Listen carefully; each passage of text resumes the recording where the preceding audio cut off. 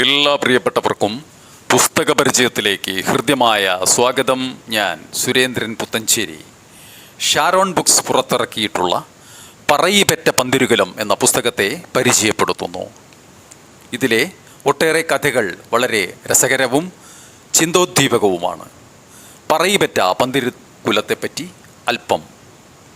വരരുചിയുടെ ഭാര്യയായ പറയിപ്പെണ്ണ് പ്രസവിച്ച 12 മക്കളാണ് പറയിപെറ്റ പന്തിരുകുലമെന്ന് അറിയപ്പെടുന്നത്. വായില കുന്തിലപ്പനൊഴികെയുള്ള മറ്റ് 11 പേരെയും വ്യത്യസ്ത ജാതിയിൽപ്പെട്ട ആൾക്കാർ എടുത്തു വളർത്തുകയാണുണ്ടായത്. അതുകൊണ്ട് തന്നെ 11 പേരും വ്യത്യസ്ത ജാതിക്കാരായി പല ദേശങ്ങളിൽ വളർന്നു.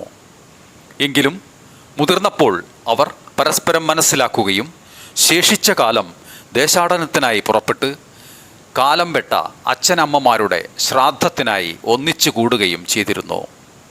ഒരമ്മയുടെ വയറ്റിൽ പിറന്ന് 12 ദേശങ്ങളിൽ ജീവിക്കാനായി യോഗമുണ്ടായ ഇവർ മഹാവിഷ്ണുവിൻ്റെ അവതാരാംശങ്ങളായി അറിയപ്പെടുന്നു. ജ്ഞാനികളായ ഇവർ പല ദിവ്യ തത്വങ്ങളും അത്ഭുതങ്ങളും കാട്ടി. അവയെല്ലാം പ്രസിദ്ധങ്ങളുമാണ്. ഇവയിൽ കൂടുതലായി അറിയപ്പെട്ടിരുന്ന ചില സംഭവകഥകൾ ഈ പുസ്തകത്തിൽ ഉൾക്കൊള്ളിച്ചിട്ടുണ്ട്.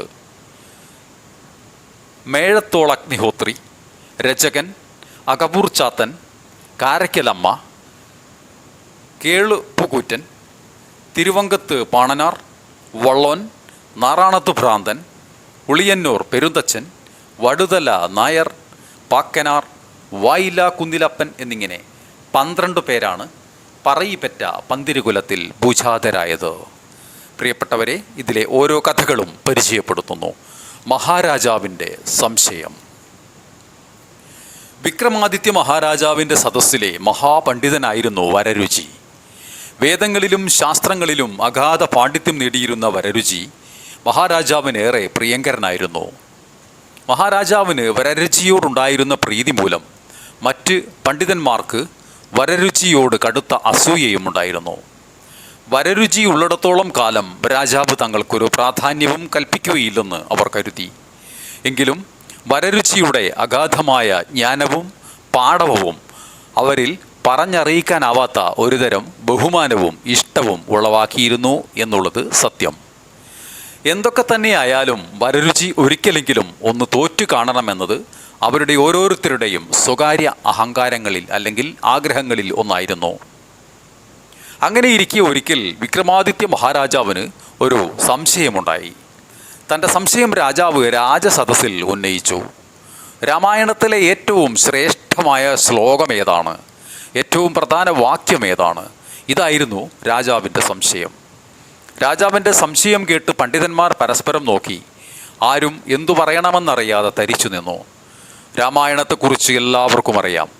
രാമായണം മുഴുവൻ കാണാപ്പാഠം ചൊല്ലാനും അവർ തയ്യാറാണ്. പക്ഷേ അതിലുള്ള ശ്ലോകങ്ങളിൽ ഏറ്റവും പ്രധാനപ്പെട്ടത് ഏതാണെന്ന് പറയുക വയ്യ. കാരണം അതിലെ എല്ലാ ശ്ലോകങ്ങളും പ്രധാനപ്പെട്ടവ തന്നെ. പണ്ഡിതന്മാർ ആശയക്കുഴപ്പത്തിലായി. അവർ തല കൊമ്പിട്ടിരുന്നു. പണ്ഡിതന്മാർക്ക് ഇത് അറിയില്ലെന്ന് മനസ്സിലാക്കിയ രാജാവ് വരരുചിയുടെ നേർക്ക് തിരിഞ്ഞു. രാജാവിന് ഉറപ്പായിരുന്നു വരരുചി ഉത്തരം പറയുമെന്ന്. പക്ഷേ അദ്ദേഹത്തിൻ്റെ പ്രതീക്ഷ അസ്ഥാനത്താക്കിക്കൊണ്ട് വരരുചി തല കൊനിച്ചിരുന്നു. മഹാപണ്ഡിതന്മാരായ വരരുചിക്കും അറിയില്ലെന്നോ? രാജാവിന് സങ്കടവും കോപവും ഇരച്ചു കയറി. അദ്ദേഹം പറഞ്ഞു, പണ്ഡിതനായ വരരുചി, താങ്കളുടെ കഴിവിലും ജ്ഞാനത്തിലും ഞാൻ അഹങ്കരിച്ചിരുന്നു. പക്ഷേ എനിക്കിപ്പോൾ തോന്നുന്നത് അതിലൊരു കഴമ്പും ഉണ്ടായിരുന്നില്ല എന്നാണ്. കഷ്ടം തന്നെ. എന്തായാലും ഞാൻ താങ്കൾക്ക് 41 ദിവസത്തെ സമയം തരാം. അതിനുള്ളിൽ താങ്കൾ എൻ്റെ സംശയം തീർത്തിരിക്കണം. അതിന് കഴിഞ്ഞില്ലെങ്കിൽ താങ്കൾ ഇനി എന്നെ കാണാൻ വരേണ്ടതില്ല. വരരുചി ആകെ സങ്കടത്തിലായി. അദ്ദേഹം ആരോടും ഒന്നും മിണ്ടാതെ രാജധാനി വിട്ടിറങ്ങി നേരെ യാത്ര തിരിച്ചു. വഴിയിൽ കണ്ടവരോടെല്ലാം അദ്ദേഹം രാജാവിൻ്റെ സംശയം ഉന്നയിച്ചു. പക്ഷെ ആരിൽ നിന്നും ഒരു ഉത്തരവും ലഭിച്ചില്ല. അവസാനം നടന്ന് തളർന്ന വരരുചി ഒരു കൊടും കാട്ടിലെത്തി. വിശപ്പും ദാഹവും ക്ഷീണവും കൊണ്ട് തളർന്ന വരരുചി അടുത്ത് കണ്ട ആൽമരത്തിന് കീഴെ വിശ്രമിക്കാനിരുന്നു. വനദേവതമാരെ കാത്തോളണമേ എന്ന് പ്രാർത്ഥിച്ചുകൊണ്ട് ആ മരത്തിൽ ചാരിയിരുന്നു. ക്ഷീണം കൊണ്ട് അദ്ദേഹം പെട്ടെന്ന് ഉറക്കത്തിലേക്ക് വഴുതി വീണു. പ്രിയപ്പെട്ടവരെ, ഇതിൻ്റെ അടുത്ത അധ്യായം നമുക്ക് നാളെ ശ്രമിക്കാം. എല്ലാവർക്കും നന്ദി.